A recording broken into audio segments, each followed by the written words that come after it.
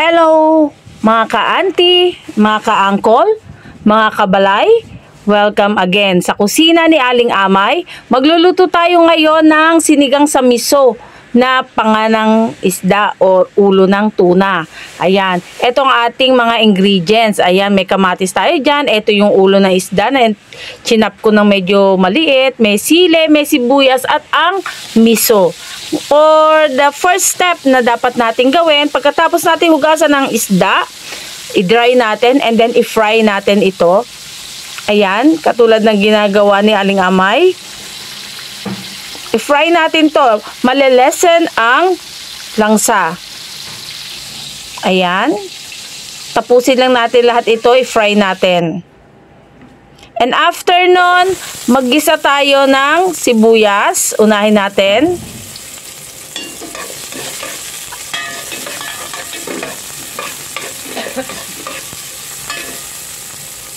After nating igisa ang sibuyas, sunod natin ang kamatis.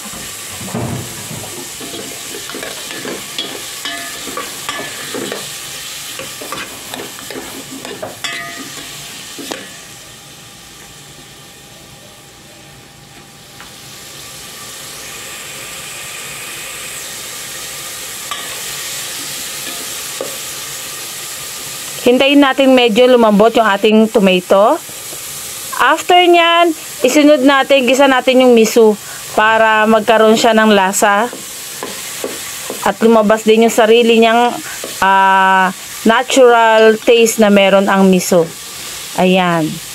Durug-durugin lang natin ganyan.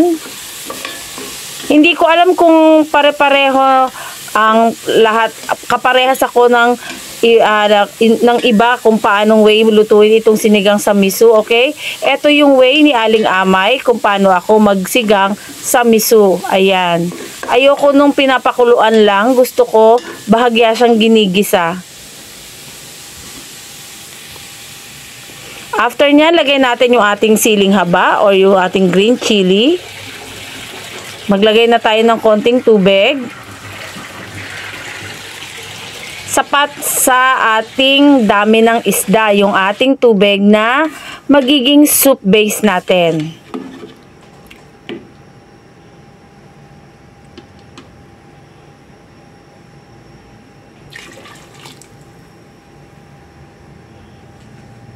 Dagdagan pa natin yan. Siyempre, sinigang to, dapat maraming tubig na mahihigop or mas maraming sabaw na mahihigop.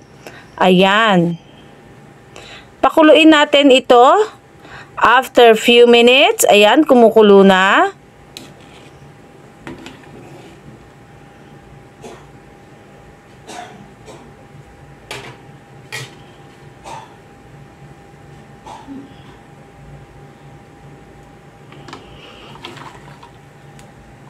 Ilagay na natin yung ating mga na-fry na fish or yung ating fish head na na-fry, ilagay na natin sa ating soup. At ayan, pakuluan natin lang ng ilang minuto ito para mag-incorporate ang kanilang mga lasa.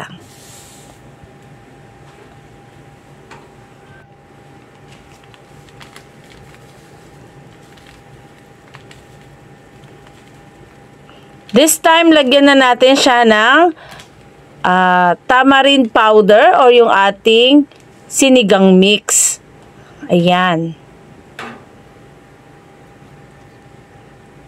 Mas gusto ko ang mas maasim. Ayan, mix lang natin.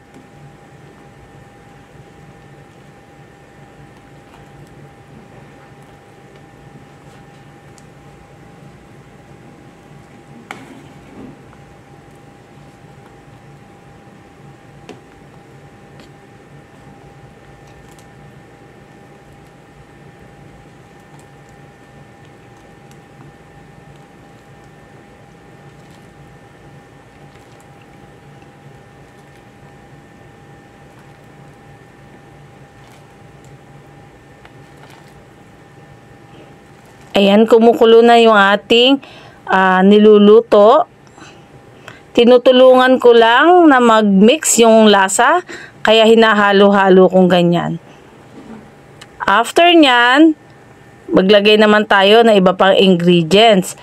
This time, seasoning muna tayo. Mag-add tayo ng konting salt.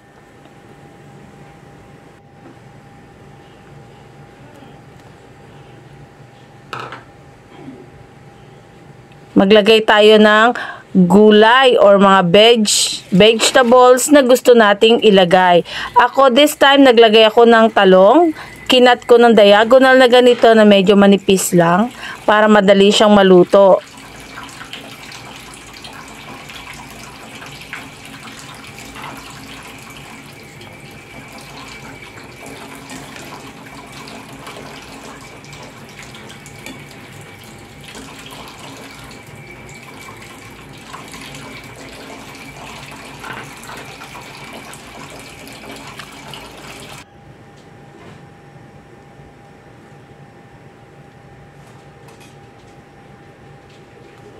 Ayan, kumukulo na.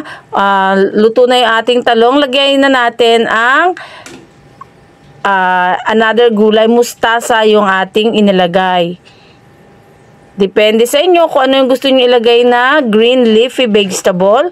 Ako, yan yung nakuha ko sa palengke. Kaya ayan ang nilagay natin. At there you go. Ready na ang ating sinigang na isda sa miso. Okay? Eto na at enjoy, higop na tayo ng ating masarap na sinigang. Sa mga nagkagusto po sa ating video, paki-like and share na lang po at do some comments po sa ating video for today. Ayan. Bye! Thank you!